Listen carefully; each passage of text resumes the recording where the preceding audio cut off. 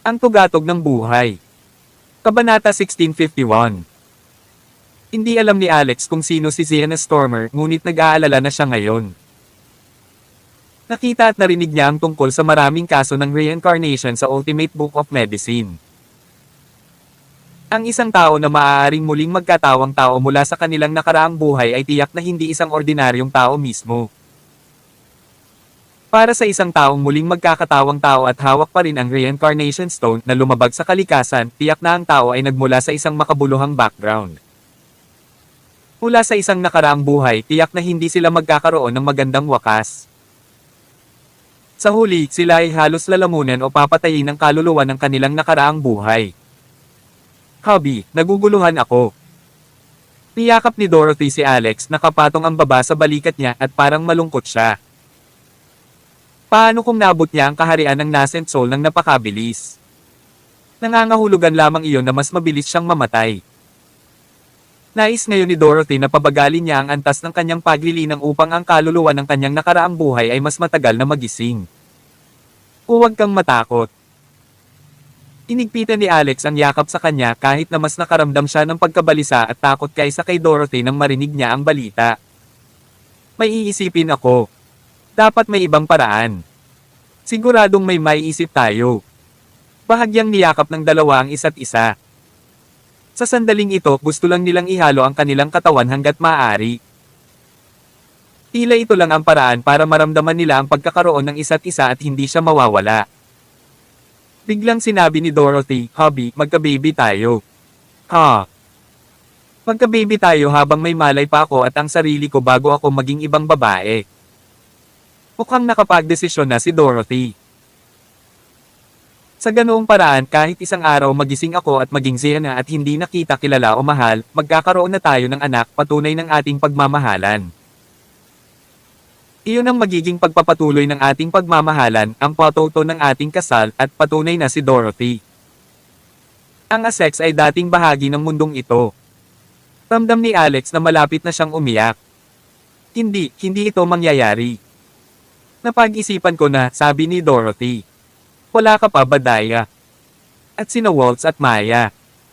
Alam ko na may gusto sa'yo si Maya. Habang nasa school pa kami, nasasabi ko na.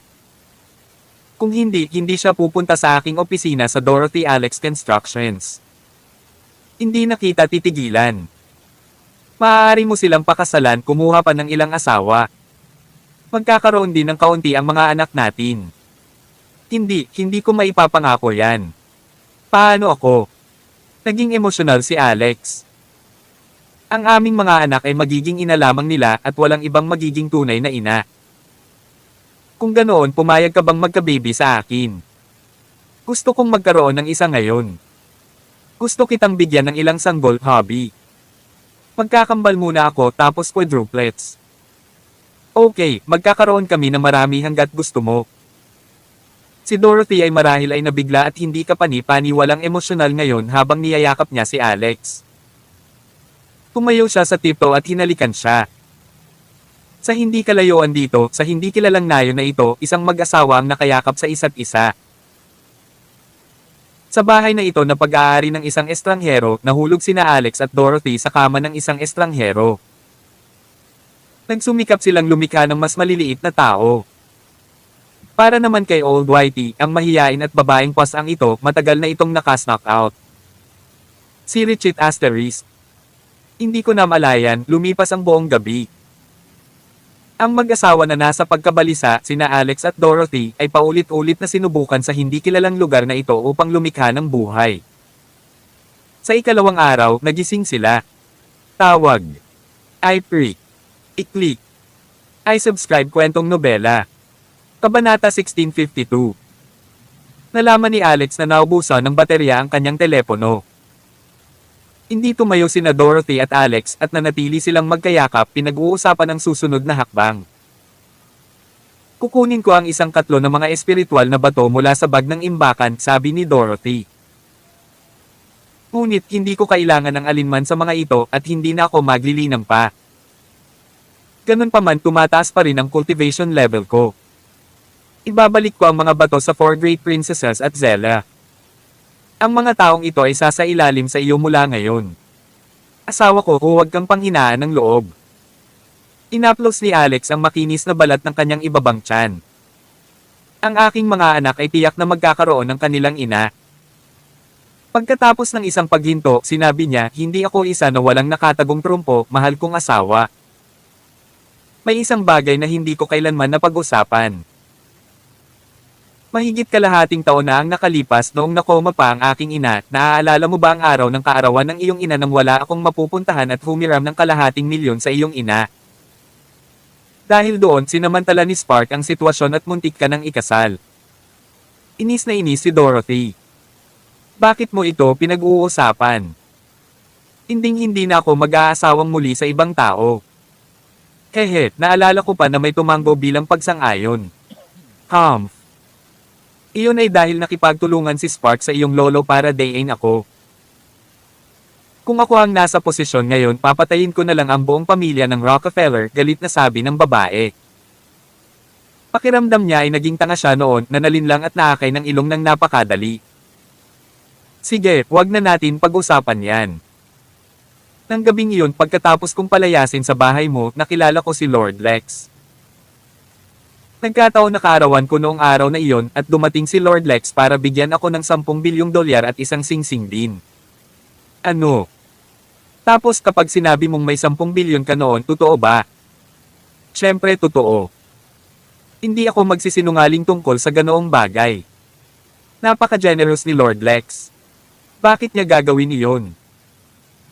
Dahil, sabi ni Alex, ang aking ama ay orihinal na nagtatag ng 1,000 Miles Conglomerate at ang buong bagay ay pag-aari ko. Lamang habang ang Rockefeller Group ay tumatakbo sa ibabaw ng lupa, ang 1,000 Miles Conglomerate ay tumatakbo mula sa mga anino. Hindi iyon ang mahalagang punto. Ang punto ay, ang singsing na iniwan sa akin ng aking ama ay isang tunay na kayamanan at ito ay isang heirloom na ipinasa sa aking pamilya. Ang aking mga medikal na kasanayan at paglilinang ay nagsimula sa singsing na iyon, kung saan mayroong isang pamana na iniwan ng aking mga ninuno, ang Diyos ng medisina. Napatulala si Dorothy. Tumawa si Alex. Nagulat ka ba? Kung hindi ka dumaan sa kasalukuyan mong pagbabago, binalak kong dalhin ang sekretong ito sa libingan. Kaya, hindi ako isang taong nahiwalay sa iba. Para maiwan ng tatay ko ang singsing na iyon, siguradong may alam siya. Kung mahahanap ko ang aking ama o kahit ang aking ninuno, dapat ay makapag-isip tayo ng isang bagay upang maibsan ang iyong kasalukuyang krisis. Isang muling pag-asa ang sumiklab sa loob ni Dorothy. Sige. Gagawin namin ang aming makakaya para mahanap si Dad. Habang sina Alex at Dorothy ay nag-e-enjoy sa isa't isa sa buong magdamag, ang kawawang Ana at Captain Gillett ay sinusuri ang mga video ng pagsubaybay sa buong gabi nang walang anumang tagumpay. Hindi makontak ni Ana si Alex at labis na nag-aalala. Tanghali na lamang nang tinawagan ni Alex si Ana. Ana, hindi mo na kailangang tingnan ang mga surveillance video. Nahanap na natin ang target natin. Ah, Master. Nahanap mo na ba? Demonyo ba talaga yon? Malalaman mo kung pupunta ka at titingnan. Ipinadala ni Alex kay Ana ang address kung nasaan sila. Ang bangkay ng multo na anak ni Carol ay nasa bahay pa rin at ang salarin ng sumipsep ng dugo ng iba. May humihila pa sa likod ng batang aswang. Matapos maputol ang tawag, tumingin si Alex sa kama at nakita niya si Dorothy sa isang kaakit-akit na posisyon. Nanunuyo ang kanyang bibig habang sinasabi, mahal kong asawa, sinong tanga ang nakikinig sa iyo na ang paggawa ng mga handstand ay maaring magpalaki ng pagkakataong mabuntis. Siyempre, totoo ito, sabi ni Dorothy. Sigurado akong mas alam ko ang mga bagay ko, sabi ni Alex. Talagang ako ay sapat na vital. Maaari akong tumakbo sa Michigan mula dito pagkatapos ng lahat. Mas nag-aalala ako na may sobrang sigla at paano kung nanganak ka ng mga decaplet. Kakayanin kaya ng tiyan mo. Magwala. Hihihi. Sinasamantala ang katotohanang kakailanganin pa ni Ana ng ilang oras bago dumating, kinuha ni Alex ang hitsura ni Dorothy at yumuko. Kabanata 1653. Ano ito? Magkasamang dumating sina Ana at Kapitan Gillett dahil si Kapitan Gillett ang namamahala sa kaso. Ngayong nalutas na ang kaso, natural na siyang sasama. Nang makita niya ang maltong bata na si Carol Rockefeller na dinala sa lupa, sumigaw siya sa takot at halos mahulog sa lupa sa kanyang puwitan. Masyadong nakakatakot ang batang aswang at hindi lang dahil sa itsura ng mukha nito. Inawakan na ni Alex ang katawan niya at bagamat pinagdugtong muli ng aswang ang bulok na karne na kanyang katawan, may malaking butas pa rin. Hindi ito mukhang tao. Sa oras na ito, nakaalis na si Dorothy. Ito ang hinahanap mo, sabi ni Alex. Huwag mong isipin na tao siya dahil lang sa kamukha niya. Ito ay isang halimaw. Tinakpan ni Ana ang bibig niya. Nakakatakot ang bagay na ito. Hindi ito magkasya sa imahe ng isang demonyo sa aking isip. Guro, gusto mo bang iulat ang bagay na ito? Para umiral ang ganitong kahindek-hindek na demonyo sa bansang ito, kabalbalan. Maaari mong iulat ito, sabi ni Alex. Ang mga nakatataas sa bansa, lalo na ang nakatayo sa pinakamataas sa kanilang lahat, ay tiyak na alam ang pagkakaroon ng mga demonyo. Dapat ay mas alam nila ito kaysa sa iba kaya hindi mahalaga kung naiulat ang bagay na ito. Matapos ibigay ang bagay sa mga kamay ni Ana, umalis si Alex sa nayon sa bundok. Isinugod siya sa Premier Hospital ng California. Nasa mga kamay niya ang esensya ng dugo ni Charles. Tiyuhin. Nang pumasok si Alex, nakasalubong niya ang anak ni na Charles at Hailey, si Zoe Carter. Nasa malapit din si Hailey. Kuya Alex, paano nangyari? Mayroon ka bang balita? Umupo si Charles na may ngiti sa labi. Sa loob lamang ng isang araw, makikita na sa kanyang mukha ang ebidensya ng kanyang pagtanda. Matapos ninakaw ang kanyang blood essence, hindi pa siya naging masama sa unang araw. Pero ngayon sa ikalawang araw pa lang, malaki na ang ipinagbago ng kanyang anyo. Sa sandaling ito, ang mukha ni Charles ay hindi lamang natatakpan ng mga kulubot, ang kanyang buhok ay nagsimula na ring maging kulay abo. Marami rin itong nalaglag. Ito ay dahil ang kanyang katawan ay kulang sa sustansya at ang esensya ng dugo na kinuha mula sa kanya ay sobra-sobra. Tiyak na hindi ginamit ni Wisteria Haynes ang paraan ng paglalagay ng kama sa mga tao upang kunin ang kanilang esensya ng dugo, ngunit sa halip, sipsipin ito sa pamamagitan ng kanilang bibig. Ang pamamaraang ito ay mas nakakapinsala kaysa sa una at hindi banggitin na siya ay isang kalahating demonyo. Siya ay kumuha ng labis. Laking gulat ni Zoe nang makitang nasa ganoong kalagayan ang kanyang ama. Mas matanda pa siya sa lolo niya. Niyakap ni Alex si Zoe at sinulyapan si Hailey. Kinausap niya si Hailey sa telepathically, Sister Hailey, gusto mo bang kunin si Zoe at umalis sandali? Ako na ang bahala kay Brother Charles dito. Kumanggo si Hailey at hinayla si Zoe palabas ng kwarto. Kuya Charles, nahanap ko na yung tao at may nabawi din ako. Ngunit may isang bagay tungkol sa sitwasyong ito na kailangan mong malaman. Ang iyong kabataan at kakanyahan ng dugo ay pilit na hinigop at hindi ito ginawa ng maingat. Tutulungan kitang ibalik ang ilan sa mga dugong nawala sa iyo, ngunit para sa iyong kabataan. Baka hindi na ito makapag-restore masyado. Hanggang saan ako makakabawi? Tanong ni Charles. Ang pagbawi sa iyong kalusugan ay hindi dapat maging isang problema, sabi ni Alex. Pero in terms of appearance, you have to be prepared mentally. Kahanap ako ng paraan para gawin kang rejuvenation pill pagkatapos malutas ang usaping ito, ngunit higit sa lahat, ibabalik ka nito sa hitsura ng iyong ama. My father, nang marinig ito ni Charles, bumalot sa kanya ang panghihinayang. Inampes niya ang kanyang ulo gamit ang kanyang mga kamay, umiiyak ng mapait, hindi ko dapat ginawa ito. Hindi kailanman. Inaani ko ang aking itinanam, di man it. Kung alam kong mangyayari ito, hindi sana ako pumayag na pumunta sa cocktail party na iyon. Yung matandang kambing. Dahil sa kanya kaya ako naging ganito. Paano siya lalabas at makikipagkita sa mga tao pagkatapos niyang magmukhang kasing edad ng kanyang ama? Napabuntong hininga si Alex. Ito ay ang limitasyon ng kung ano ang maaari niyang gawin. Ang iba na nakatagpo ng isang bagay na tulad ni Charles ay hindi masyadong pinalad.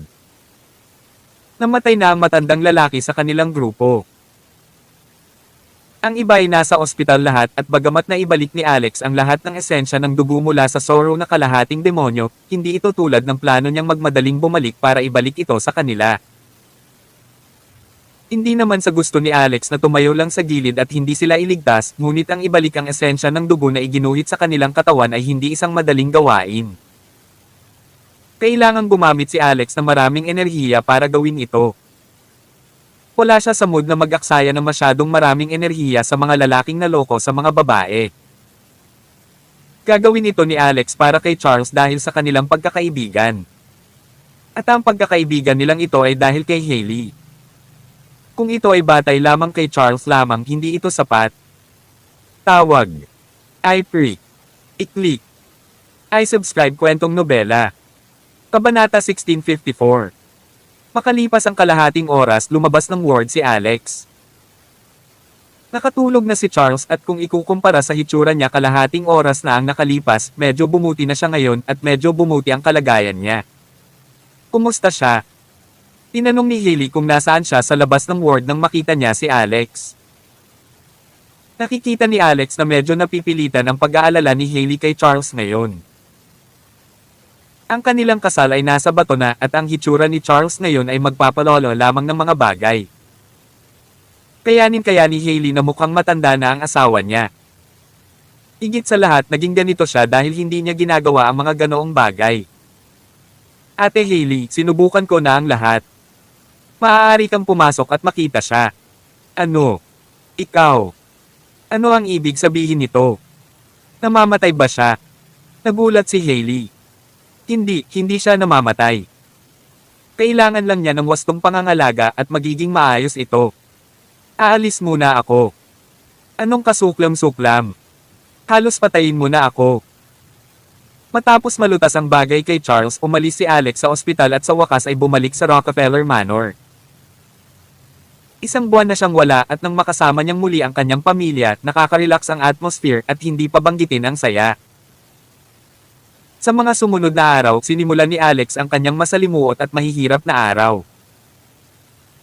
Alchemy, nagsasaliksik sa pagbuo ng Dragon's Bane of 36, nililinang, at tinatanggap ang panunukso mula sa kanyang mga babae. Ang buhay ay kalmado ngunit kasiya siya sa parehong oras. Nakatanggap ng tawag si Alex mula kay Luna. Alex, mismo na ba ang reyna mo? Tumingin si Alex sa paligid at sinabing, I do. Talagang ginawa niya. Ang dalawa ay nanirahan ng magkasama sa loob ng isang buwan sa Spiritual Valley Dungeon at nakagawa ng lahat ng uri ng kabaliwan na magkasama araw-araw. Bilang isang resulta, ang biglaang paghihiwalay ay medyo hindi komportable.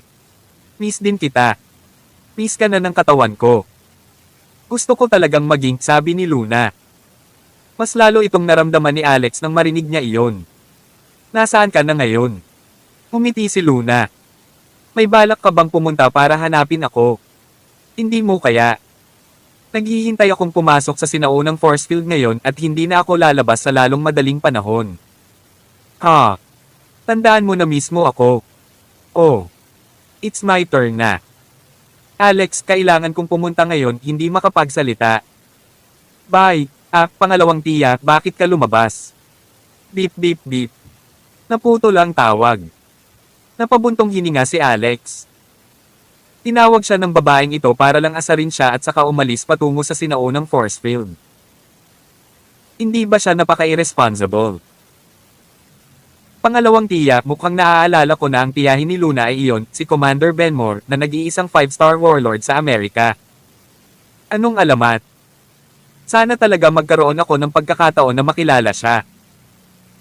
Iyon ang mga iniisip ni Alex at may kaunting pinanibik sa kanyang puso na makita ang eksena sa sinaunang force field. Gayunpaman, hindi niya inasahan na magkakaroon siya ng pagkakataong makilala ang 5-star warlord ng gabing iyon pagkatapos niyang isipin ito sa umaga. Tinawag ni Wallace si Alex, Master Alex, mayroon ka bang libreng oras ngayon? Oh, ikaw pala, Wallace, sabi ni Alex. Ano ito? Kaya, sagot ni Wallace, nakatanggap ako ng paunawa mula sa mga nakatataas na nais nilang gamitin ko ang aking mga kasanayang medikal para pagalingin ang nag-iisang 5-star warlord sa bansa.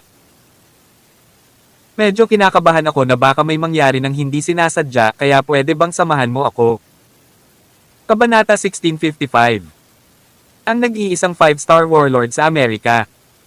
Si Commander Benmore ba ang tinutukoy mo? Tanong ni Alex na walang iniisip. Isang pagkabigla ang bumalot sa kanyang katawan. Ang napakagandang pag-iral ay talagang lumabas upang makakita ng medikal na paggamot. Ano ang ipinakita niyan?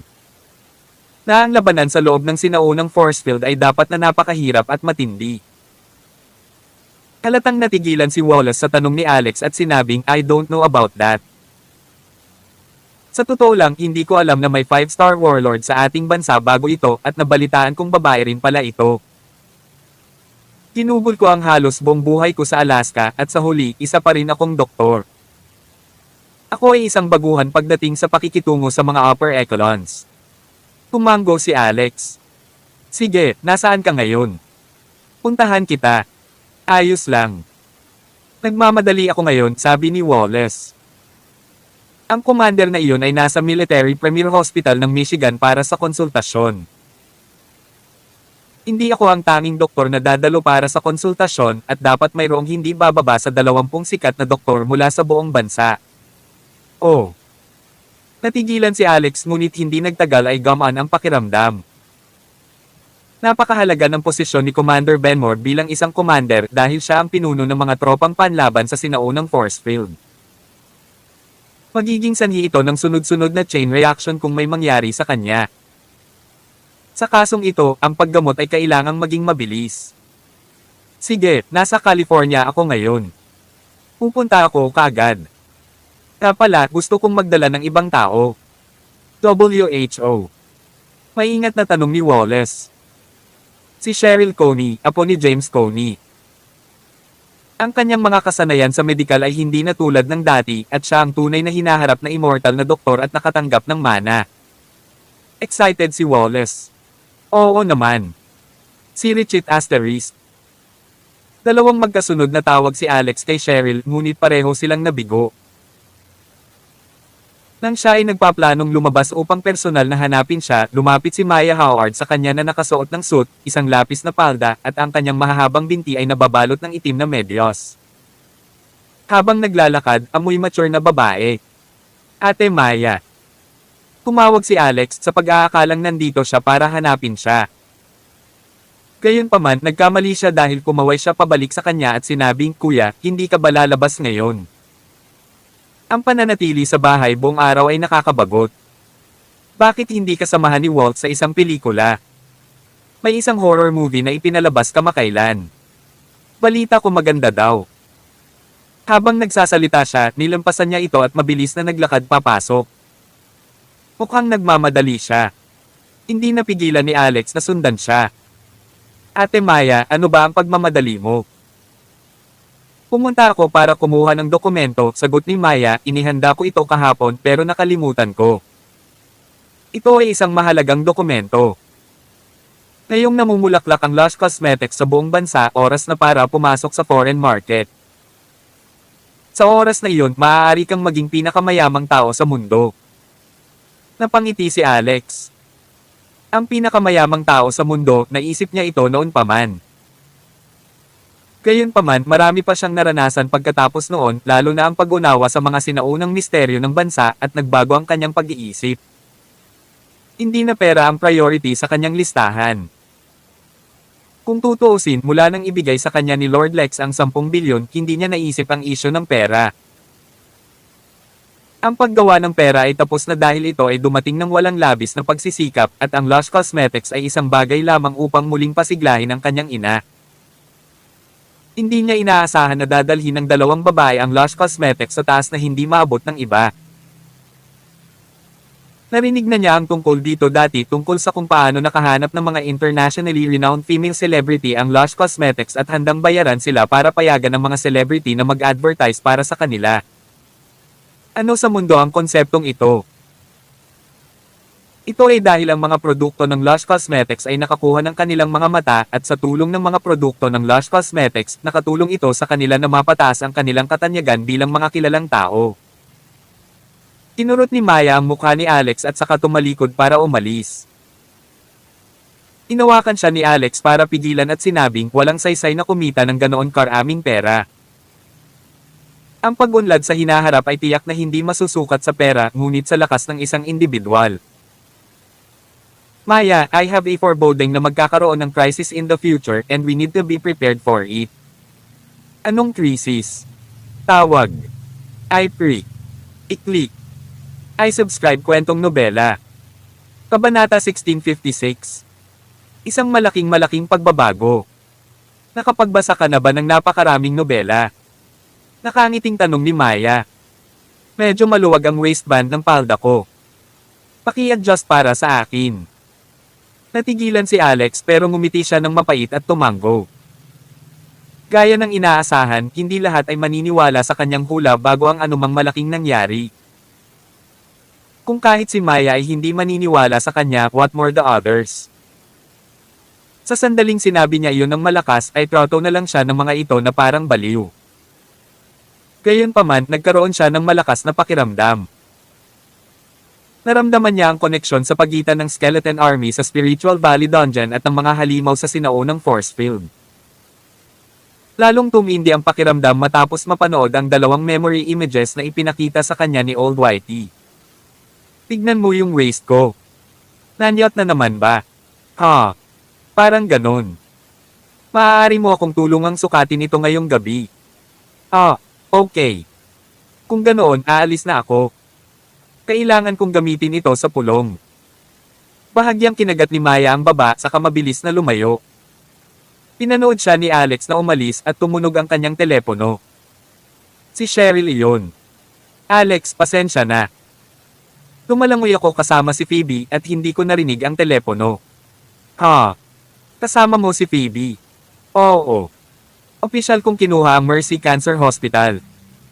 Si Seamus Wilson ay isang natatanging senior.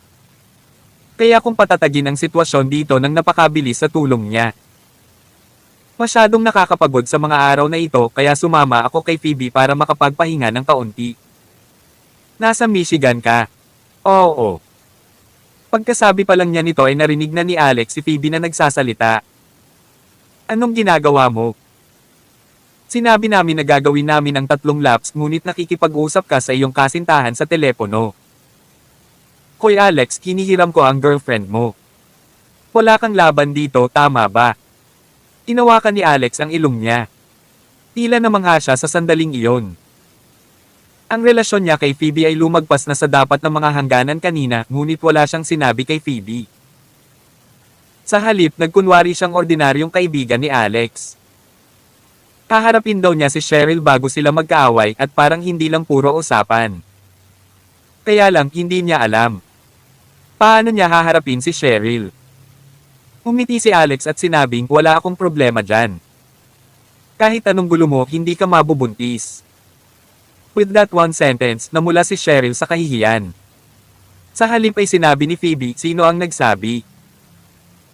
Sa maniwala ka man o sa hindi, maaari akong makalusot sa ospital at magnakaw ng ilang mga buto upang itanim sa tiyan ng iyong kasintahan at gawin kang ama sa hinaharap. Phoebe, kudlong ka. Malakas na protesta ni Cheryl.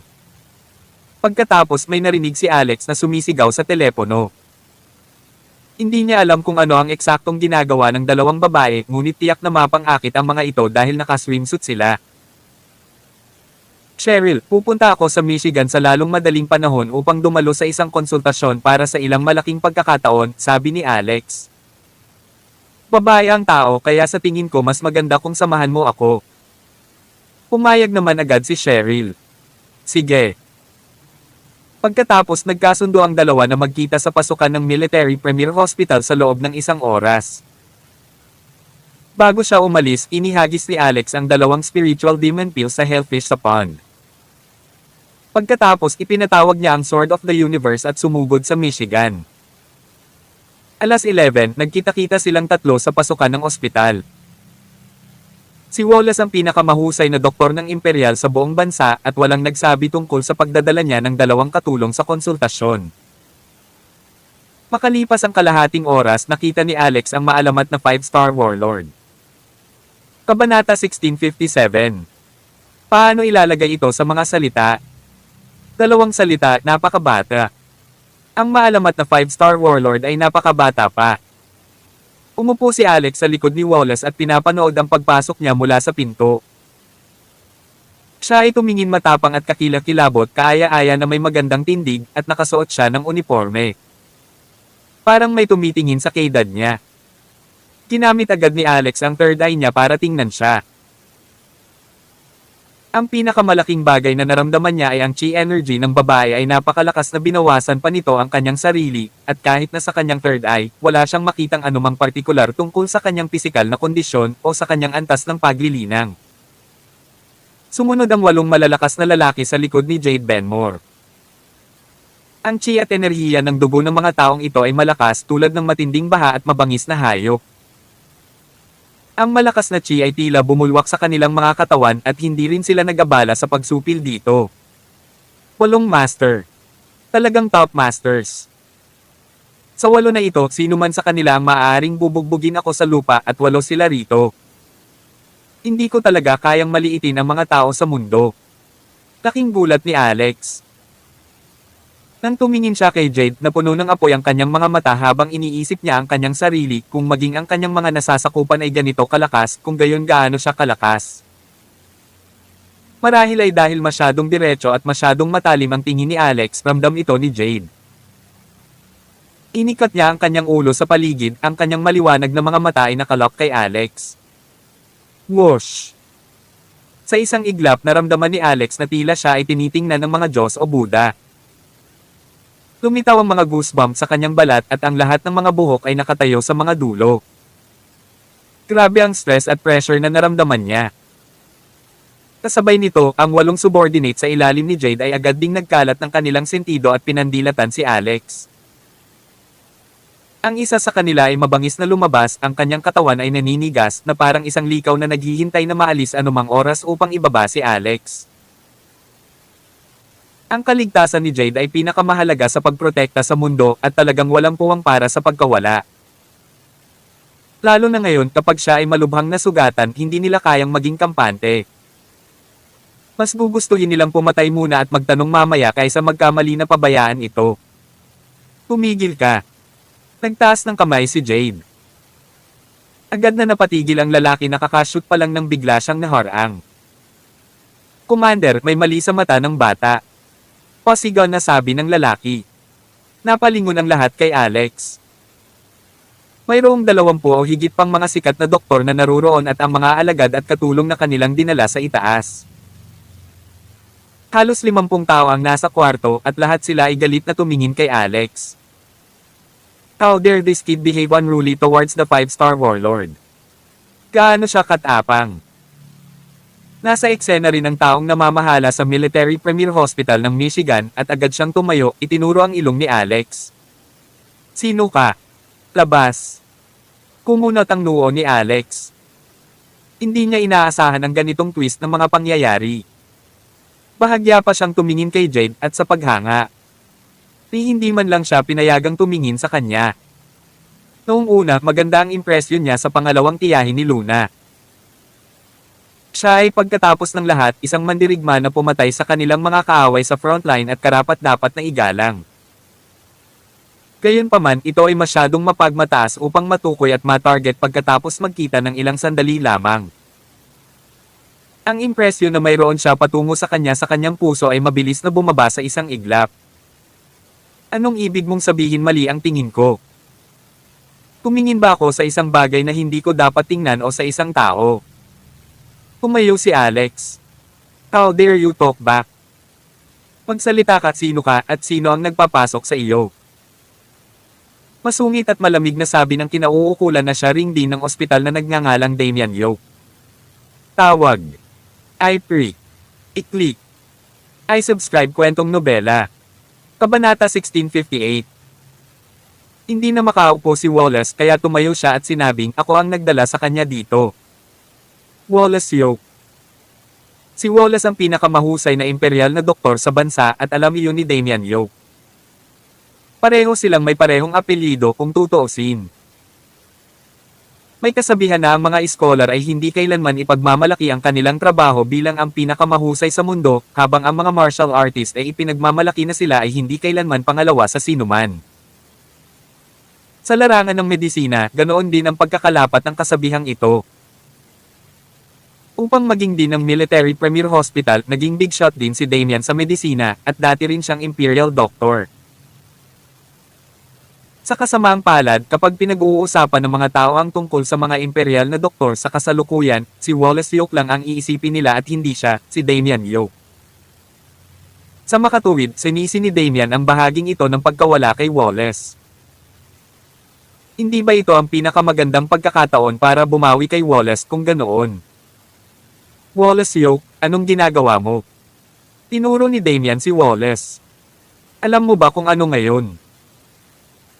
Ito ang araw na magbibigay tayo ng konsultasyon sa nag-iisang 5-star warlord sa bansa at nagdala ka ng ganoong lalaki na hindi man lang maimulat ng maayos ang kanyang mga mata.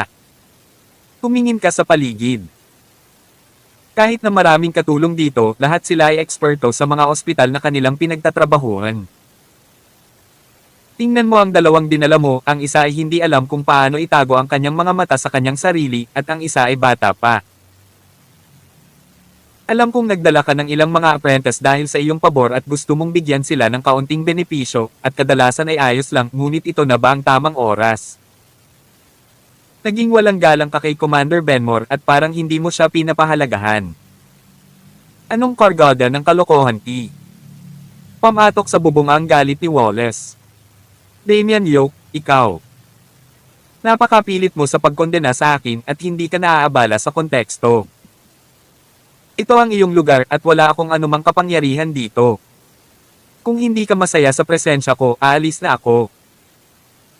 Pagkatapos nagbigay galang siya kay Jade at sinabing, Commander Benmore, mangyaring tanggapin ang aking taos-pusong paghingi ng tawad. Patawarin mo ang aking kamangmangan at hindi ako karapat-dapat na tretuhin ka. Aalis na ako. Malamig na singgal ni Damian. Wallace Yoke, para kanino ka nag-aartista? Sa tingin mo ba kung wala ka, ang buong bansa ay walang mga doktor na mapupuntahan? Hindi ka man lang magpapakita ng paggalang kay Commander Benmore sa pamamagitan ng pananatili at nakikipag-usap ka pa rin sa kanya. Wala akong sasabihin sa iyo, sagot ni Wallace. Pagkasabi nun ay tumalikod na siya at umalis. Agad na tinuro ni Damian sina Alex at Cheryl. Hindi ka pa rin ba nawawala? Gaano ka kawalang alam sa iyong mga posisyon? Ang medisina ay isang mahigpit na larangan at hindi ang maliit na halaga ay gagawin kang doktor sa loob ng ilang araw. Tumingin sa kanya si Alex saka umiling. Inabot niya at hinayla si Cheryl, let's go. Iniisip ng ilang tao na dahil lamang sa mataas na posisyon nila, maaari nilang tingnan ang lahat ng iba sa mundo. Tulad ng alam ng lahat, palaging may mas mataas na bundok sa likod nila. Ang isang tulad mo ay hindi angkop na maging din ng ospital. Galit na galit si Damian. Anak, ang lakas ng loob mong kausapin ako ng ganito. Kahit na ang iyong amo, si Wallace Yoke, ay hindi nangangahas na kausapin ako ng ganyan. Hahaha. Tumawa si Alex. Ang reputasyon ni Wallace bilang pinakamahusay na imperial na doktor sa bansa ay hindi gawa-gawa mula sa wala. Pareho kayong doktor at iisa lang ang posibilidad kung bakit kailangan niyang yumukod sa iyo at ito ay hindi niya kayang saktan ka. Ngunit hindi sa mga tuntunin ng medikal na larangan. Marahil ito ay dahil sa kapangyarihan na nakatayo sa likod mo. Sa palagay mo ba ay mapapagaling mo ang mga pinsala ni Commander Benmore sa pamamagitan lamang ng awtoridad? Ikaw. Tumigil sa pagsasalita si Alex pagkatapos ay sinulyapan si Jade ng 2 segundo, halata sa mga mata nito ang pagkabigo. Tumango lang si Cheryl bilang sagot. Ang lahat ng mga tao na naruroon dito ay mga big shot sa larangan ng medisina at napakarami sa kanila. Nakita ni Cheryl ang kanilang mga mukha sa social media at mga pahayagan na hindi nagkakaroon ng pagkakataong makilala sila ng personal. Kaya siya ay medyo mahiyain at hindi maaaring maging kasing tapang ni Alex. Sabay silang tatlo na lumabas ng pinto.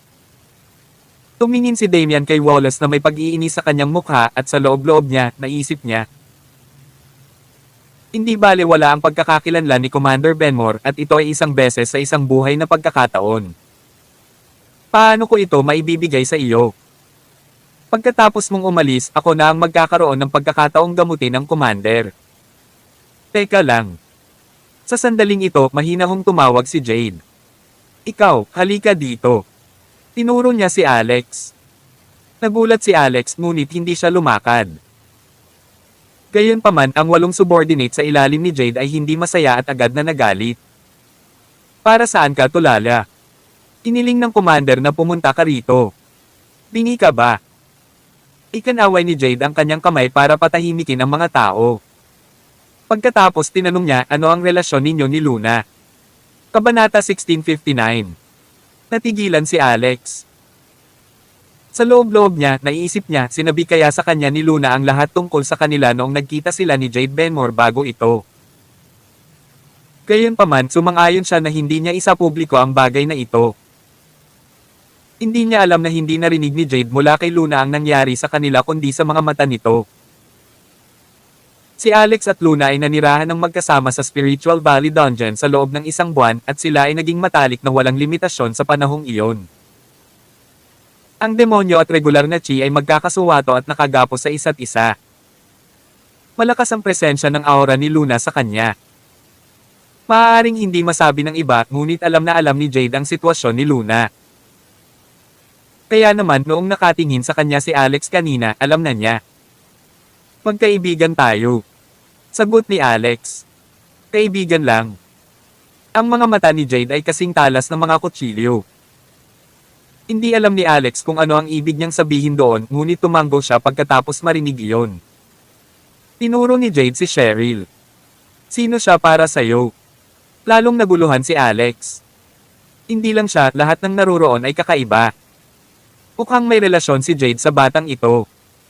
Si Damian lang ang may kakaibang ekspresyon sa mukha. Kakasabi lang niya na walang kwenta si Alex at kung may koneksyon si Alex kay Jade, hindi ba niya sinaktan siya? Siya, kaibigan ko rin. Girlfriend. Oo.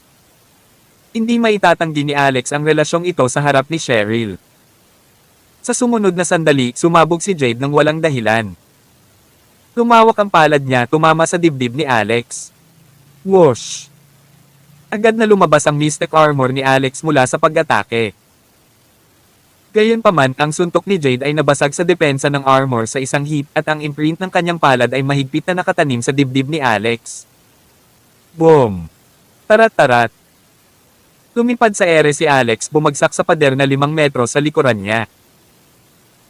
Naramdaman niya ang lasa ng metal sa kanyang lalamunan at iniluwa niya ang isang subo ng dugo. Ah! Alex! Alex! Nagmamadaling naglakad si Cheryl sa nasirang pader, kinandong si Alex. Napuno ng galit ang puso niya. Sobra ka. Kahit na ikaw ay isang 5-star warlord, hindi ka basta-basta magpapatalo sa mga tao. Mabait siyang naglakbay mula sa California para tretuhin ka. Paano kanya nasaktan? Bakit kailangan mong tretuhin siya ng ganito? Malamig nang umuso si Jade. Bakit hindi mo siya tanungin kung anong ginawa niya? Mahirap sabihin kung siya ay nakatayo at buhay pa kung nakilala niya ang ina ni Luna sa halip na ako dito ngayon. Kilalang kilala si Alex kay Luna. Ang tinutukoy nito ay ang katawan niya. Gayunpaman tungkol sa kanyang pamilya, hindi siya masyadong pamilyar. Alam niya lang na ang ina ni Luna ay Old Moon Devil. Binalaan na siya noon ni Luna na hindi na dapat banggitin ang bagay na namamagitan sa kanila. Kung hindi, magkakaroon ng malubhang kahihinatnen. Hindi niya ito pinag-isipan ng husto, ngunit ngayon ay nakita niyang mas seryoso ito kaysa sa inaakala niya. Noong una ay gusto ni Wallace na magsalita para kay Alex, ngunit sa kasalukuyang sitwasyon, habang siya ay namamagitan para kay Alex, mas natatakot siya na ang 5-star warlord ay magagalit at gumawa ng mas mabigat na aksyon. Siya ay isang mature na matanda at alam niya kung kailan siya dapat magsalita at kung kailan siya dapat manahimik. Kaya binago niya ang kanyang target at sinabing, Dinyok, ikaw ang dean ng ospital na ito. Bilasin mo at magayos ng ward. Si Alex ay umuubo ng dugo at sumama siya sa akin upang gamutin si Commander Benmore. Kung may mangyari, hindi magiging maganda ang reputasyon ng ospital na ito, di ba? F*** off. Hindi ko alam kung anong masamang bagay ang ginawa nitong bastos na bata. It's good enough na hindi ko hiniling sa kanya na bayaran ang wall ko. Sagot ni Damian. Mabuti naman. Mag-iisip ako ng ibang paraan. Agad namang inamin ni Wallace ang bagay na ito at sa tulong ni Cheryl, kinaladkad nila si Alex palabas ng ospital. Tawag. I-pre. I-click. I-subscribe kwentong nobela. Kabanata 1660. Iyon. Kahit anong 5-star warlord ay hindi makatwiran. Nagulat ako kung paano naging 5-star warlord ang isang batang babae. Ang titulo ay dapat na binili sa pamamagitan ng mga koneksyon o pera, iyon ang iniisip ko. Napuno ng matuwid na galit si Cheryl. Nang makitang binubugbog ang kanyang syota hanggang sa inuubo ito ng dugo, natukso siyang lumaban mismo sa babaeng iyon. Si Alex na naglalakad na parang naghihingalong tao ay biglang idiniin ang kamay sa bibig ni Cheryl. Huwag kang magsalita ng walang kwenta. Natigilan si Cheryl. Alex, okay ka lang? Medyo nagulat din si Wallace. Master Alex, kanina. Nagpapanggap ka lang. Pinunasan ni Alex ang dugo gamit ang kanyang kamay at sinabi sa mahinang boses, it's not all pretending. Totoo ang dugo at talagang makapangyarihan ang babaeng iyon. First time kong makakita ng ganyan. Kahit nasa labas tayo ng ospital at nakatayo dito na nag-uusap, baka marinig pa rin niya tayo. Ngayon pa lang ay naramdaman na ni Alex ang paggalugad ng babaeng iyon sa kanyang katawan. Pakiramdam niya ay hinuberen siya. Higit sa lahat, ang atensyon ni Jade Benmore ay nakatuon sa kanyang palasyo ng isip. Sa sandaling dumampi ang palad ni Jade sa kanyang katawan, ang chaos bead sa kanyang isip na palasyo ay nagkusa na protektahan ang host nito, gustong tumalon kaagad, ngunit biglang pinigilan ni Alex. Kung naging masyadong aktibo ang chaos bead, makikita ito ni Jade. Kung siya ay sakam at gustong kunin ang chaos bead para sa kanyang sarili, ano ang magagawa niya? Sa makatuwid, hindi niya mailantad ang chaos bead kahit na nasugatan siya. Nang marinig ito ni Wallace at Cheryl ay agad silang tumahimik. Mabilis na umalis ang tatlo sa Military Premier Hospital. Si Richard Asterisk. Sa consultation room, sinasamantala pa ni Damian ang pagkakataon para mapabagsak si Wallace. Dahil sikat si Wallace sa mga karaniwang tao, hindi na niya alam ang posisyon niya. Naglakas loob pa siyang umalis sa panahon ng konsultasyon para kay Commander Benmore. Napatingin si Jade sa kanya. Tama na. Dean Luke, magsimula na tayo. Kagad namang naglabas ng isang bag ng mga dokumento ang bawat tauhan niya. Sabi ng isa sa kanila, ito ang ulat ng inspection na ginawa ng ating commander dati. Pwede mo munang tingnan. Ang lahat ng mga doktor sa silid ay hindi nang ahas na magdili at agad na tumayo. Nang tingnan nila ang ulat, kalahati sa kanila ay agad na nataranta. Napakaraming data at impormasyon sa ulat na hindi nila alam kung ano ang kinakatawan nito. Si Damian ay isang imperial na doktor. Sa kabilang banda, ayaw niyang aminin na ang mga medikal na kasanayan ni Wallace ay mas mahusay kaysa sa kanya at palagi niyang iniisip na siya ang pinakamahusay sa bansa. Ang pamagat ng pagiging pinakamahusay na doktor ng imperial ay pinasigla ng mga karaniwang tao at ibinigay kay Wallace kaya ayaw itong tanggapin ni Damian. Tiningnan niya ang ulat sa oras na ito at sinabing, Commander Benmore, ito. Ikaw ay Nolleson. Tumango si Jade. Nakagat ako ng halimaw. Kung gayon, maaari ko bang tingnan ang sugat? Tanong ni Damian. Napilitan ng mga nasasakupan ni Jade na huwag sampelan sa mukha ang lalaki. Kakatwa. Bilang isang commander, ang kanyang katawan ay hindi mabibili at siya rin ay isang babae. Nasa hita niya ang sugat niya. Paano ka namin papayagan na makita ito? Pagkasabi niya nun ay tumayo na si Jade. Inilagay niya ang isang mahabang paa sa stool at hinawakan ang kanyang pantalon gamit ang dalawang kamay. Rip! Binuksan niya ang kanyang pantalon, tumambad. Isang itim na hita. Ano? Nagulat ang lahat nang makita nila ito. May napakalaking sugat sa kanyang hita at hindi ito natatakpan ng balat at laman. Mula sa mismong sugat hanggang sa nakapaligid na lugar, puro itim at malalaking pats. Ang ilang mga lugar ay nagsimulang mabulok at ang itim na likido ay tumulo mula rito. Kalad ka rin ang ganoong parito, paano siya nakalakad sa ganoong dangal at kaaya-ayang paraan. Kung sino pa man nakahandusay na sila sa lupa hindi makagalaw. Matapos tingnan ito ni Damian, labis siyang nabigla at sinabing ang lason ay umunlad na hanggang sa ganito at mukhang amputation na lang ang natitira. Agad na sinabi ng mga nasasakupan ni Jade no amputation. Ang kalusugan ng commander ay pinakamahalaga sa kaligtasan ng bansa.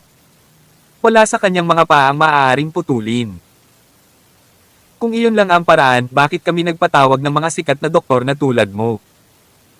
Kabanata 1661. Ang bawat tauhan ni Jade ay lumaban sa hilaga at timog sa loob ng sinaunang hangganan. Sila ay mga dalubhasa na may nakamamatay na aura na nag-snipe ng mga demonyong hayop.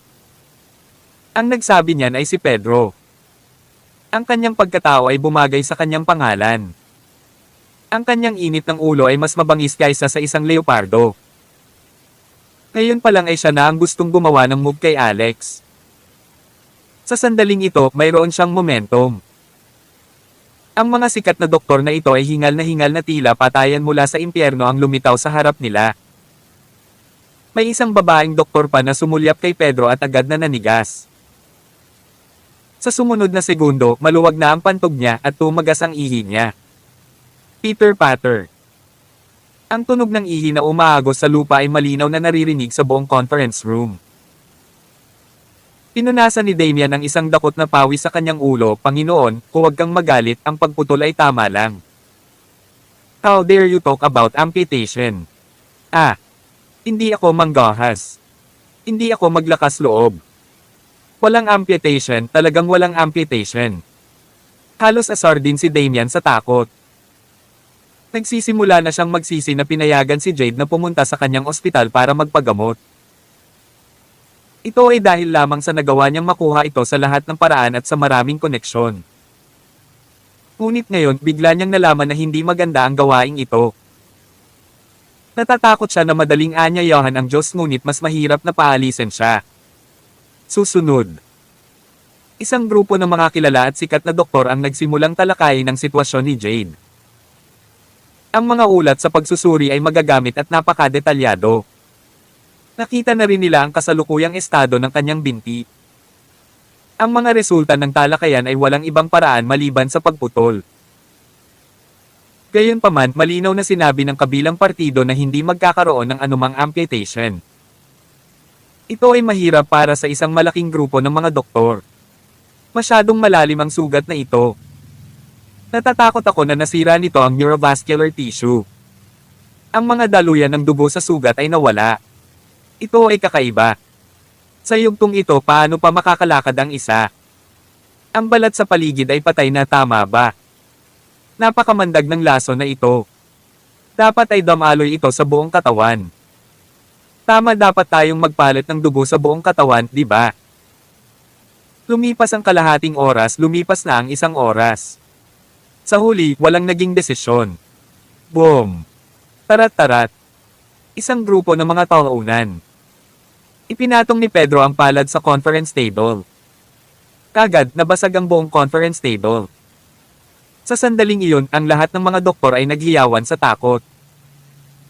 Mahigit sa 200 doktor ang natakot kaya agad silang umihi. Ang dalawa pang iba ay nahimatay at ang kanilang dumi ay nakatakas.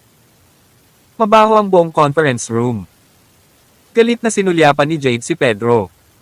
Pedro, anong ginagawa mo? Pupunta ako dito para humingi ng tulong medikal. Dahil walang solusyon ng mga doktor, balak mo bang patayin ang lahat ng mga doktor dito? Pumalakpak. Lumuhad si Pedro sa harap ni Jade. Habang umaagos ang mga luha sa kanyang mukha, umiyak siya at napaungol, Commander, nababalisa ako. Ano ang maaari nating gawin tungkol dito? Kinagat ka ng halimaw na iyon para iligtas ako. I am just a nobody, kaya pwede na akong mamatay. Ngunit ikaw, Commander, ang Diyos na tagapag-alaga ng Amerika. Nasa ganitong sitwasyon ka dahil sa akin. Hindi ko matubos ang aking sarili. Hindi ko kayang tabyusan ang sarili ko. Niyanig ng boses niya ang langit.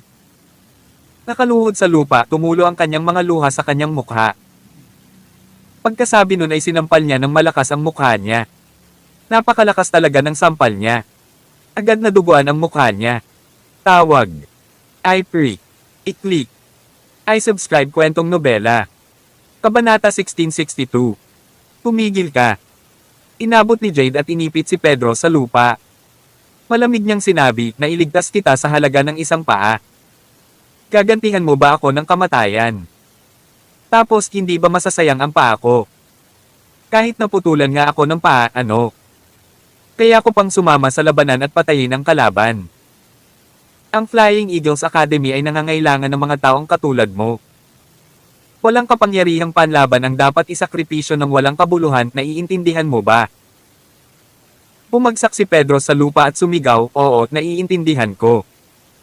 Sa sandaling ito, ang isa pang opisyal ni Jade ay isang babae. Sabi niya kay Damian, sa totoo lang, hindi man lang naisip ng kapatid ko na kaya ninyong gamutin ang kanyang binti. Ang dahilan kung bakit siya pumunta dito ay para lang sa mga galaw. President Yoke, ang iyong matandang biyenan ay gumawa ng maraming pagsisikap para sa iyo at naisulong ang iyong mga kasanayang medikal. Sa kasamaang palad, hindi mo sinamantala ang pagkakataon. Ang biyenan ni Damian na nasa sistemang Amerikano ay may mataas at makapangyarihang posisyon. Ito rin ang dahilan kung bakit nagbigay daan si Wallace sa kanya. Sa oras na ito, wala siyang pakialam sa kabila ng pangungutya ng opisyal ng Jades. Ito ay dahil alam niya ang personalidad ni Jade. Sinabi ng babae, narinig ko na ang komunidad ng medikal ng South California ay nagkaroon ng Triangle River Delta Medical Exchange bago ito. May naruroon na isang immortal doctor. Galing ka rin sa South Californian medical community kaya dapat alam mo kung nasaan ang immortal doctor, di ba? Pagkatapos, medyo napahiya ang mukha ni Damian, ito, hindi ko talaga alam. Malamig na tinitigan siya ng babae, paanong hindi mo alam? Ikaw ay itinuturing na isang senior sa larangan ng medikal sa South California. Ayaw mo bang gumaling ang binti ng kapatid ko? Ano ang iyong intensyon? Halos mapaluhod si Damian nang tanungin siya ng babae. Your Excellency, hindi talaga ako sigurado dahil medyo may kalaban ako kay Wallace at si Wallace ang nag-host ng Triangle River Delta Medical Exchange kaya hindi ako pumunta doon. Maikli ang paningin at makitid ang isip. Walang awa na sabi ng babae. Ngayon lang sinadya mong gumamit ng mga salita para pilitin si Wallace, di ba? Natatakot ka na ang kredito sa pagpapagaling sa kapatid ko ay mahulog kay Wallace at ang relasyon mo sa iyong mga biyenan ay masira, tama ba? Napaluhod si Damian sa pressure na binitawan ng babae. Siya ngayon ay labis na nagsisisi na ang kanyang bituka ay naging bughaw.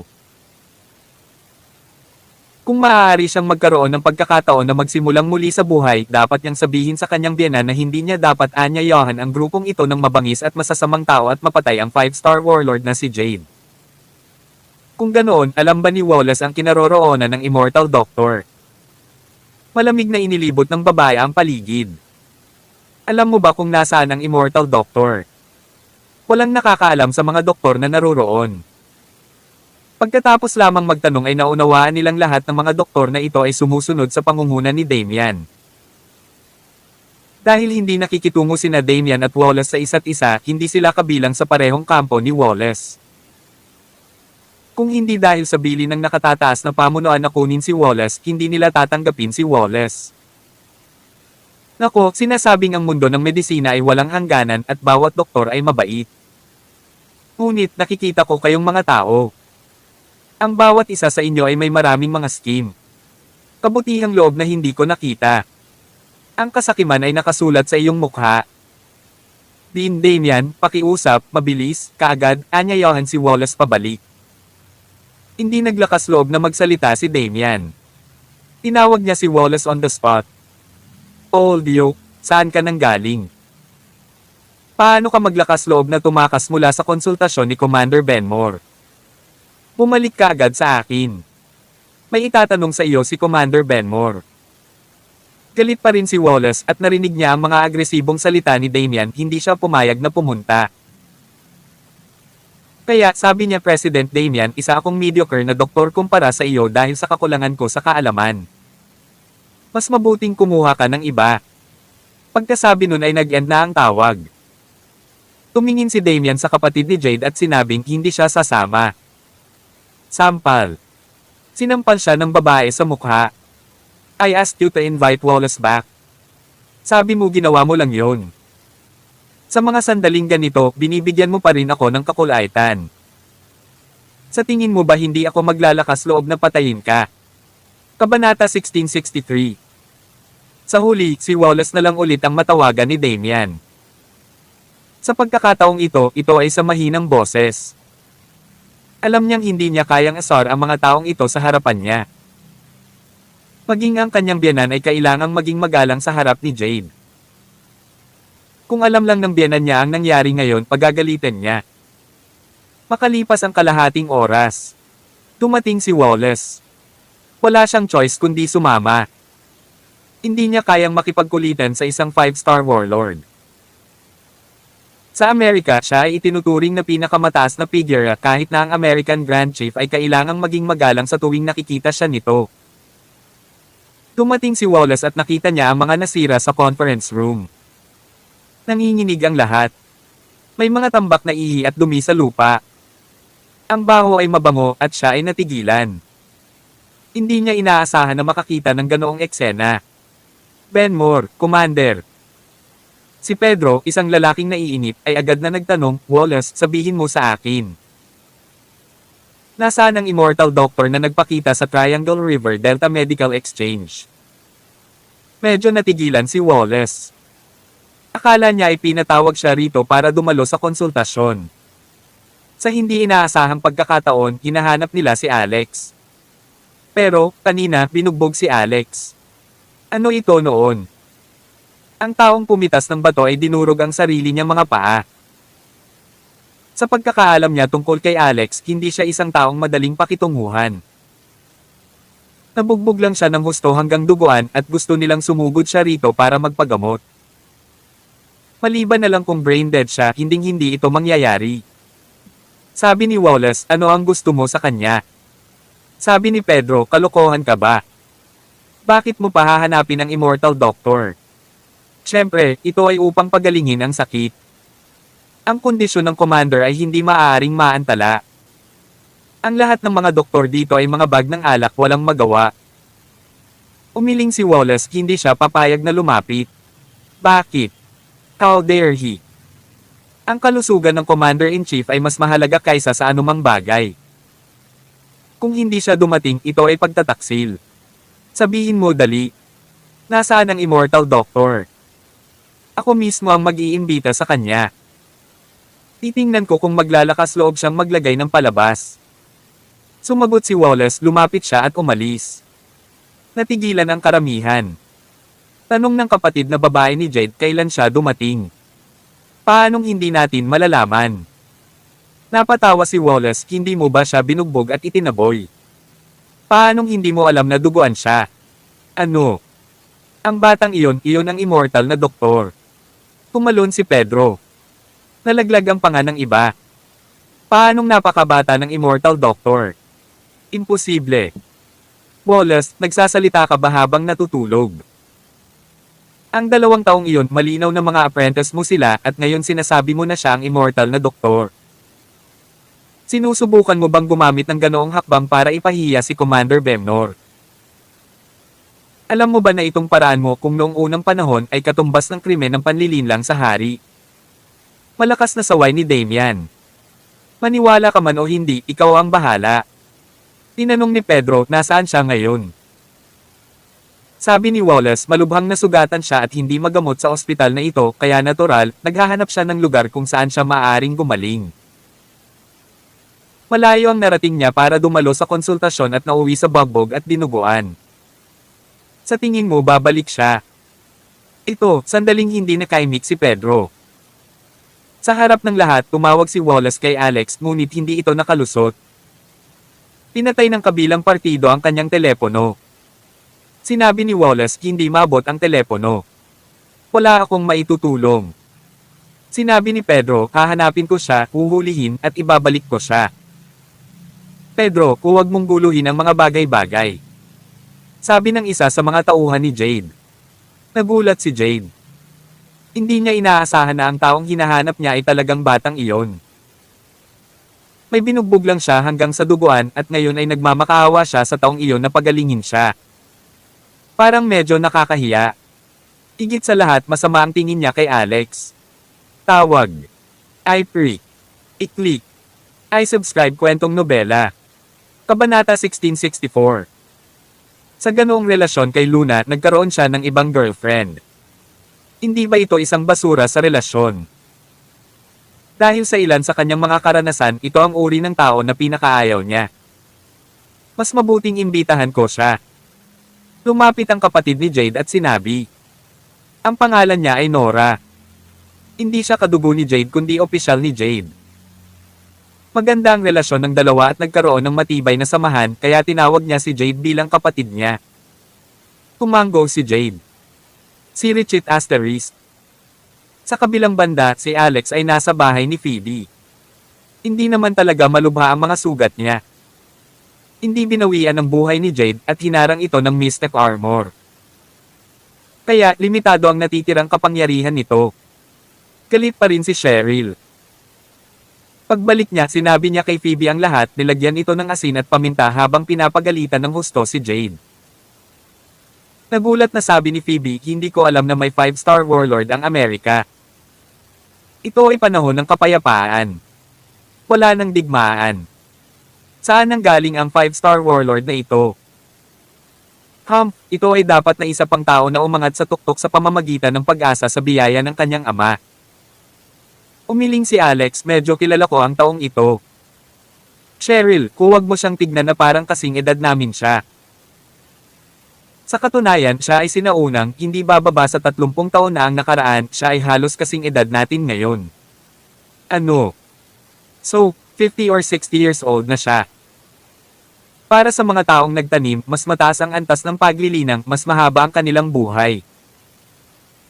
Ang mga taong may mataas na antas ng paglilinang gaya niya ay maaaring mabuhay ng hindi bababa sa ilang daang taon. Ang 50 o 60 taon ay wala.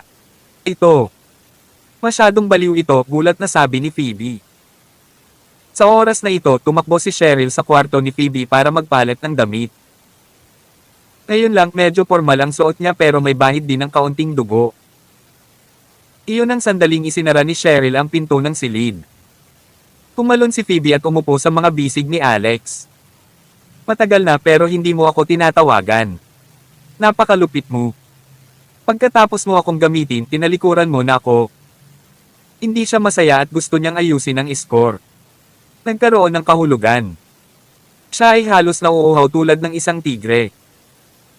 Sa pagkonsumo ng bone marrow sa loob ng maraming taon, alam niya ang panlasa ng mga lalaki. Biglang nawala si Alex nang walang bakas, iniwan siyang mag-isa ng mahigit 1 buwan o kahit halos 2 buwan. Kahit sino ay hindi makakayanan. Kanina pa kasi magkadikit ang mga paa ng dalawa sa ilalim ng mesa. Espesyal ang sitwasyon dahil nagpunta ako sa isang lugar na walang signal ng komunikasyon, kung saan nanatili ako ng 1 buwan at marami pang dapat gawin. Inarang ni Phoebe ang kanyang mga salita gamit ang kanyang bibig. Lahat sa isang halik. Gayunpaman, hindi halata ang pag-uugali ng dalawa sa takot na lalabas si Cheryl anumang oras. Natakot sila na matuklasan niya at maaari lamang magkaroon ng mababaw na panlasa sa isa't isa bago sila tumigil. Sabi ni Phoebe, pumunta ka sa kwarto ko sa gabi. Gusto kitang makita. Sa sandaling ito. Naramdaman ni Alex na may nakatitig sa kanya. Pagangat ng ulo, nakita niya ang isang babae sa labas ng salamin na bintana. Siya na. Agad namang nakilala ni Alex na ang babae ay ang taong nakatayo sa tabi ni Commander Jade. Siya rin ay isang dalubhasa at hindi maarap. Tinitigan ni Alex ang babae. Tinitigan din siya ng babae sa bintana. Pagkaraan ng ilang sandali. Si Nora ang unang nagsalita, gusto mo ba akong titigan ng ganito hanggang dumilim? Maangin sa labas. Hindi mo ba ako dapat yayain para maupo? Bulalas ni Phoebe. Ang kanyang bahay ay isang mataas na tirahan sa 15 palapag at ang bintana ay madulos sa labas, walang anumang mga hawakan. Kaya paano siya nakatayo doon? Tanong ni Alex, kailan ka nakarating dito? Kumurap-kurap si Nora at sinabing, "Nako, pwede akong pumunta rito kung kailan mo gusto." Kabanata 1665. Naintindihan naman ni Alex. Ang mga salita ng babae ay katumbas ng isang kondisyon. Ngunit hindi siya dapat pumunta dito para tumambay o para patayin siya kundi para humingi ng tulong sa kanya. Mukhang medyo mahirap ang sakit ni Commander Benmore. Para sa isang babaeng may ganoong mataas na paglilinang, ang karaniwang sakit ay hindi makakasakit sa kanyang katawan. Para makaalis siya sa larangan ng digmaan para magpagamot, sa tingin ko ay hindi magaan ang pinsala. Paano malalaman ng mga ordinaryong doktor kung paano siya gagamutin?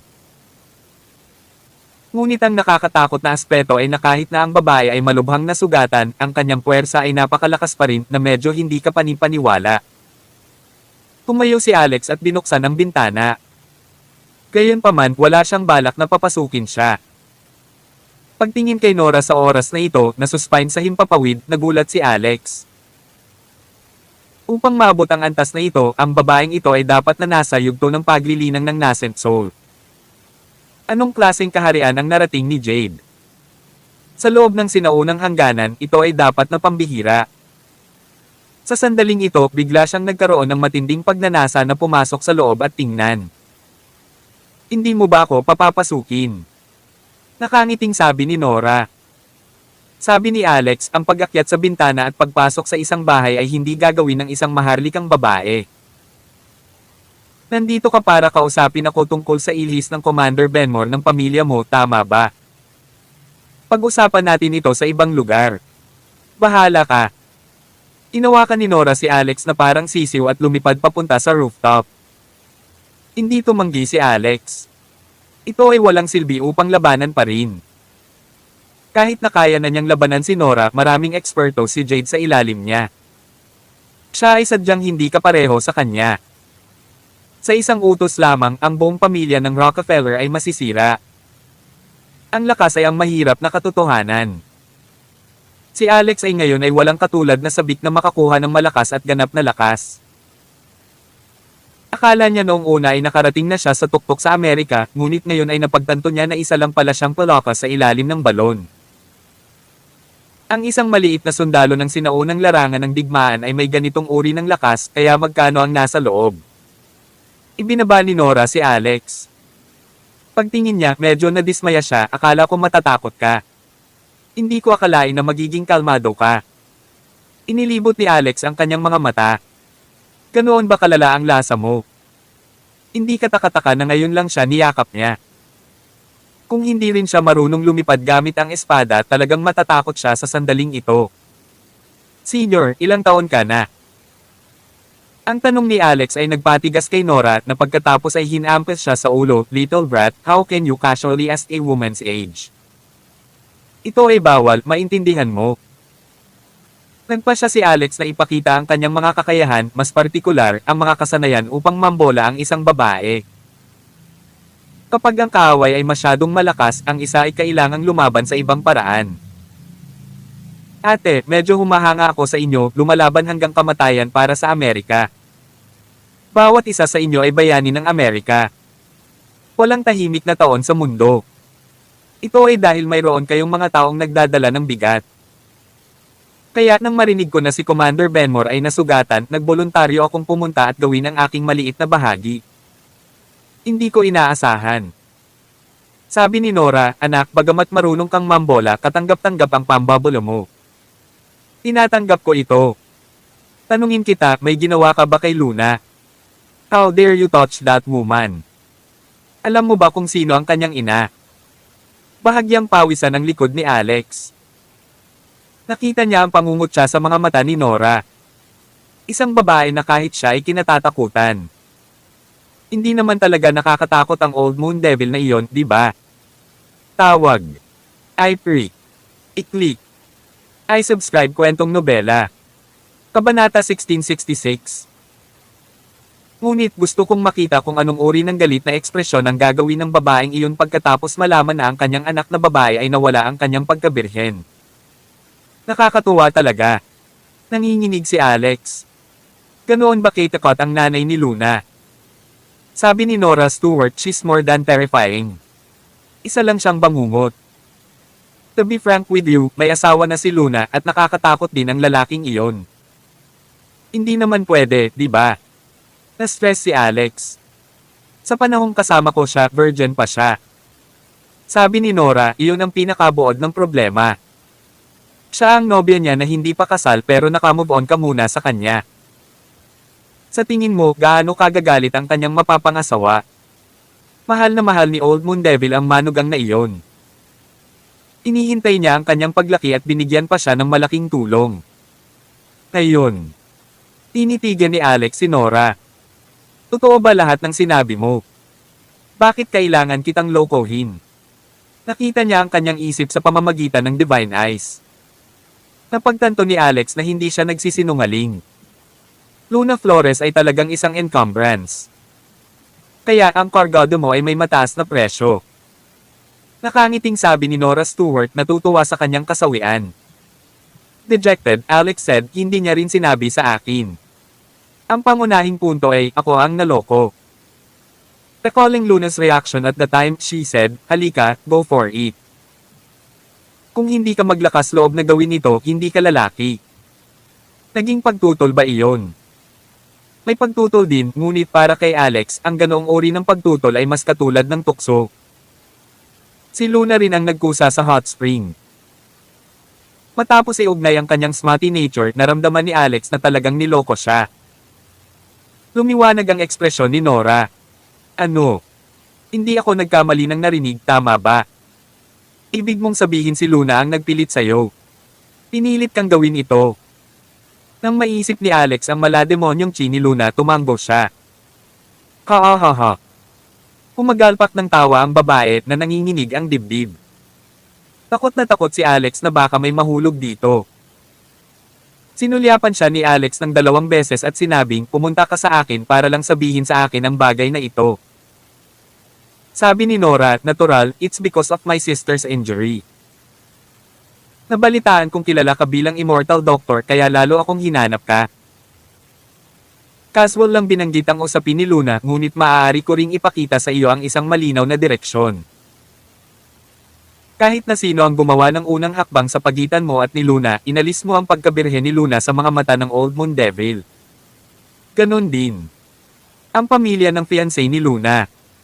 Ikaw ang nagnakaw ng kanyang kasintahan. Kapag nalantad ang balita, malalagay ka sa isang mapanganib na sitwasyon. Mahahanap ka kahit na nakatakas ka sa dulo ng mundo. Ang tanging paraan para mabuhay ay ang umasa sa kapatid ko. Anong ibig mong sabihin? Ang kapatid ko lang ang 5-star warlord sa Amerika. Naiintindihan mo ang kapangyarihan sa loob nito, tama ba? As long as you hang on my sister's coattails by joining Flying Eagles, then you will be my sister's member. Kung gusto ka ni Old Moon Devil at ng lalaking iyon na makipag-deal sa iyo, kailangan pa nilang isaalang-alang ang kapatid ko. At kung ang iyong mga kasanayang medikal ay talagang kasing lakas ng mga alingaw-ngaw, tiyak na magkakaroon ka ng isang magandang pag-asa sa Flying Eagles. Siguradong matatanggap mo ang pagpapahalaga ng kapatid ko. Hindi siya papayag na bitawan ng talentong tulad mo. Naiintindihan naman ito ni Alex. Pagkatapos gumawa ng isang malaking roundabout na paraan, lumalabas na gusto mo akong sumali sa Flying Eagles at ailay ang aking buhay sa inyo. Biglang nagalit si Nora at hinawakan ng damit sa harap ng dibdib. Sino ba ang nagsabi ng mga magagandang salita na parang walang tinatawag na mapayapang panahon dahil may ibang nagpapasa ng krus kanina? Nagsalita ka ba ng kalokohan? Dahil niloko mo si Luna, malamang na alam mo na ang ilang sitwasyon. Hayaan mong sabihin ko sa iyo ang totoo, humihina ang sinaunang force field at malapit na itong makarating sa limitasyon nito. Kung walang malakas na suporta, babagsak ito sa loob ng kalahating taon. Pagdating ng panahon, saan mo hahanapin ang mapayapang buhay? 5 araw lang ang nakalipas, sunod-sunod na nawasak ang 3 base natin. 500 magkakapatid ang napatay sa ilang. Para kanino sa tingin mo iniaalay natin ang ating buhay? Nang ang babae ay nagsasalita, ang kanyang mga mata ay namumula sa isang napakalaking pagpatay na layunin. Pinasan ni Alex ang bigat sa pamamagitan ng malinaw na pakiramdam ang espiritu na lumabas sa bundok ng mga bangkay at ang dagwang dagat. Gagamutin ko ang pinsala ni Commander Benmore, ngunit kailangan kong isaalang-alang ang usapin ng pagsali sa Flying Eagles. Sige. Pagkatapos gusto kong subukan ang iyong mga kasanayang medikal upang makita kung peke ang iyong titulong Immortal Doctor. Suriin ang aking pulso at sabihin sa akin ang aking kalagayan. Sinuri ni Alex ang kanyang pulso. Pagkaraan ng 10 segundo, binitawan niya ang kamay niya at sinabing, "Sis, 48 taong gulang ka na at wala pang lalaki." Kabanata 1667. Nang muli niyang makilala si Jade Benmore, wala na ito sa nakaraang conference room kundi sa isang ward. Matapos mapunit ang pantalon sa pinsala ni Jade, hindi na siya nagsuot ng iba. Sa sandaling ito, inilagay ito sa kama at nakadisplay sa harap ni Alex. Nang makita ni Alex ang binti ay natigilan siya. Ang binti ng isang purong itim na lalaki ay hindi isang malaking bagay, tama. Kung hindi niya tiningnan ng malapitan, mukhang sunog na uling ang binti. Tumingin si Jade kay Alex at sinabing, "Kanina lang kita sinaktan pero hindi ako hihingi ng tawad dahil karapat-dapat kang bugbugin." Tinawakan ni Alex ang ilong niya. Nasa ganoong kalagayan na ang babae pero napakatigas pa rin ang ulo niya. Maaari itong isipin na siya ay magiging mas matitigas ang ulo kapag ang kanyang binti ay maayos. Ayos lang. Ang katotohanan ay magsasalita para sa sarili nito. Sabi ni Alex. Nagsalubong ang kilay ni Jade.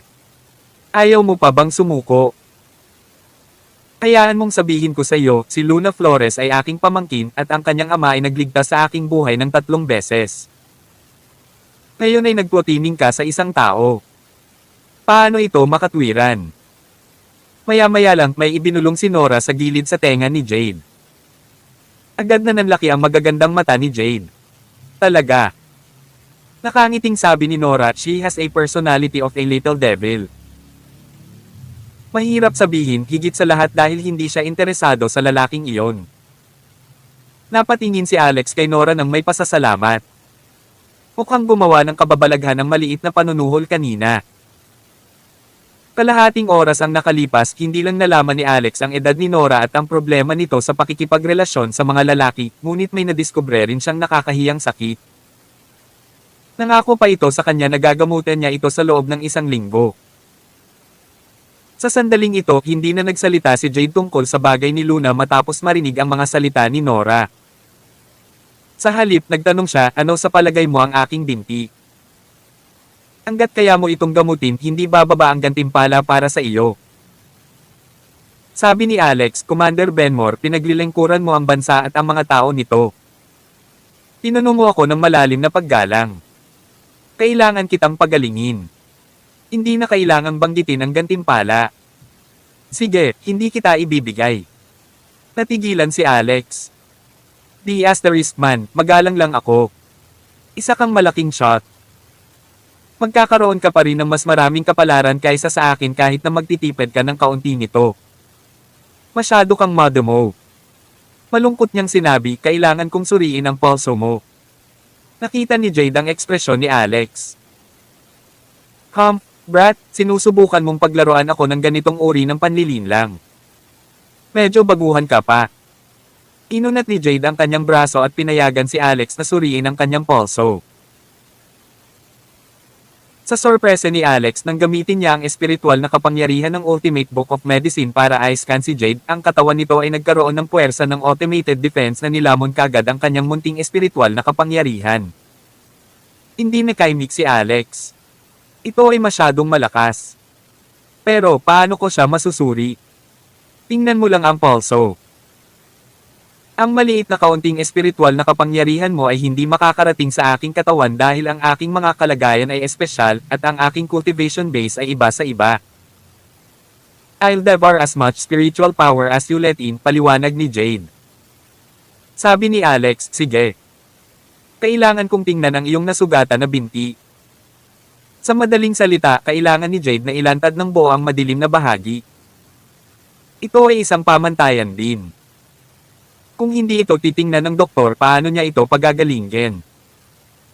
Habang winawagayway ni Jade ang kanyang kamay, lumabas si Nora sa silid at casual na isinara ang pinto. Dali-daling hinubad ni Jade ang buong pantalon, underwear lang ang suot. Kung ikukumpara ang magkabilang binti, ang isang binti ay kasing itim ng uling, samantalang ang isa naman ay kasing pantay ng isang ilaw ng baha. May kakaibang itim at puting linya ng demarcation at kahit isang alon ng pabago-bagong enerhiya malapit sa balakang sa kanyang nasugatan na binti. Maliwanag, kontrolado ni Jade ang lason hanggang sa posisyong ito. Iniunat ni Alex ang kanyang braso upang hawakan ang kanyang nasugatan na binti at nakitang ito ay napakatigas. Parang may hawak siyang bato. Muli niyang hinawakan ang buo nitong binti. Ang isang ito ay normal na may makinis at nababanat na pandamdam. Anong pakiramdam? Tiningnan mo at hinawakan ito ngayon. Kung hindi mo kayang gamutin, baka dusukan ko ang mga mata mo. Napaungol si Alex ng bilang tugon. Till then.